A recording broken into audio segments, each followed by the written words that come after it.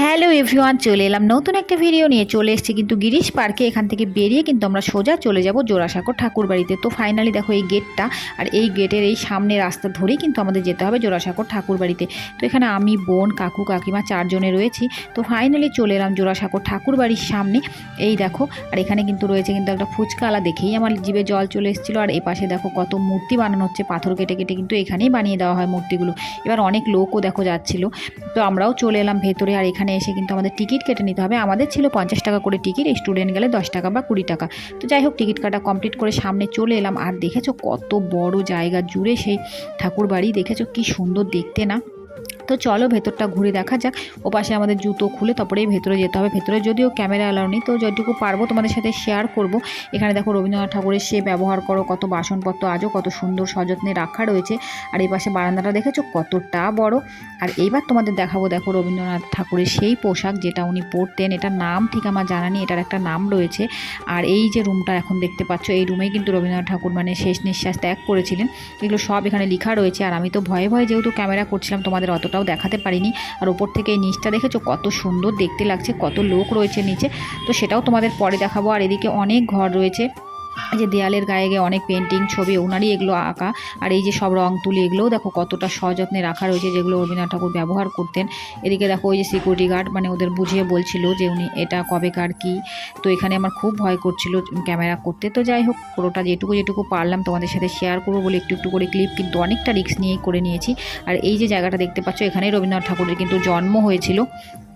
আর এখানে দেখো পুরো ঘরে অনেক ছবি স্মৃতি, ওনার অনেক লেখা সব কিছু রয়েছে। এই ঘরেও রবীন্দ্রনাথ ঠাকুর মানে বসতেন, তো এগুলো এখানে সব লেখা রয়েছে। বেশ সুন্দর কিন্তু দেখো কত সুন্দর সযত্নে রাখা রয়েছে, পরিষ্কার পরিচ্ছন্ন। আর পুরো ঘরে না পুরো এসি চলছিল সারাক্ষণ, কারণ দেয়ালের গায়ে ছবিগুলো যাতে নষ্ট না হয়ে যায় তার জন্য এসিগুলো চলছিল। আর দেখো বোন দেখো উপর থেকে নামছিল, আমি বললাম দাঁড়া তুই তোর একটা স্লো মোশন ভিডিও করে দিই। ও বলছিল না না করতে হবে না। তো যাই হোক, আমরা এই পুরোটা কিন্তু ঘোরাঘুরি কমপ্লিট করলাম। এবার বাইরে যেতে যেতেই দেখতে পাচ্ছি রবীন্দ্রনাথ ঠাকুরের পুরো ফ্যামিলির কে কে রয়েছে সবার একটা চার্ট এখানে করা রয়েছে। তো এবার দেখা কমপ্লিট করে বাইরে বেরিয়ে এলাম। বাইরে বেরিয়ে আবার তোমাদের সাথে পুরো জায়গাটা কিন্তু মানে ঠাকুর দালান মানে বাড়িটা তোমাদের দেখিয়ে দিলাম।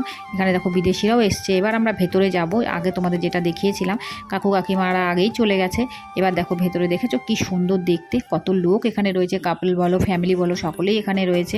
এবার এই যে দেখতে পাচ্ছ, এটা হচ্ছে ঠাকুর দালান, মানে এখানে পুজো টুজো হতো। কি ভালো লাগছিল, কাকু আমাদের সব বুঝিয়ে বুঝিয়ে বলছিল যে এই করে এখানে এই হয়। তো বেশ ভালো লাগলো।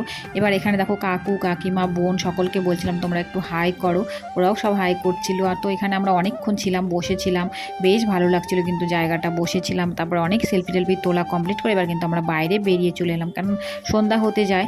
তো যাই হোক, এবার আমরা চলে এলাম একটা রেস্টুরেন্টে। এখানে আমরা কিছু খাওয়া দাওয়া করবো বলে, মানে সন্ধ্যেবেলায় কিছু মানে টিফিন করবো বলে। তো দেখেছো ভিতরে অ্যাম্বিয়েন্সটা ভীষণ সুন্দর ছিল। তো যাই হোক, এখানে আমরা বসেও পড়েছি। বসে এবার কিন্তু আমরা হচ্ছে দেখো মেনু কার্ড দেখতেও বসে গেছি।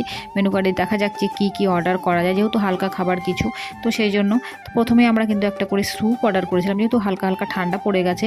তো সেই জন্য স্যুপটা আসছিল, ততক্ষণ আমরা বসে বসে এখানে একটু সেলফি টেলফি গল্প করছিলাম। তো ফাইনালি স্যুপটা চলে এলো, আর কাকিমাকে খেয়েও বলছে ভীষণ টেস্টি, আর সত্যিই ভীষণ টেস্টি ছিল। এই পাশে আমি আর বোন খাচ্ছিলাম। তো তারপরে আমরা অর্ডার করেছিলাম দেখো দম বিরিয়ানি, সাথে ছিল নুডলস। তো 4 জনে মিলে আমরা এটা খেয়ে নিলাম, যেহেতু সন্ধ্যেবেলার টিফিন তো খুব একটা ভারী খাবার খাওয়া যাবে না। তো যাই হোক, খাওয়া দাওয়া কমপ্লিট আমাদের হয়েই এসছে প্রায়। তো চলো, ভিডিওটা কেমন লাগলো অবশ্যই জানিও। ভালো লাগলে চ্যানেলটিকে ফলো করো, ইউটিউব থেকে দেখলে সাবস্ক্রাইব করো, আর লাইক কমেন্ট শেয়ার করতে কিন্তু একদম ভুলো না। বাই।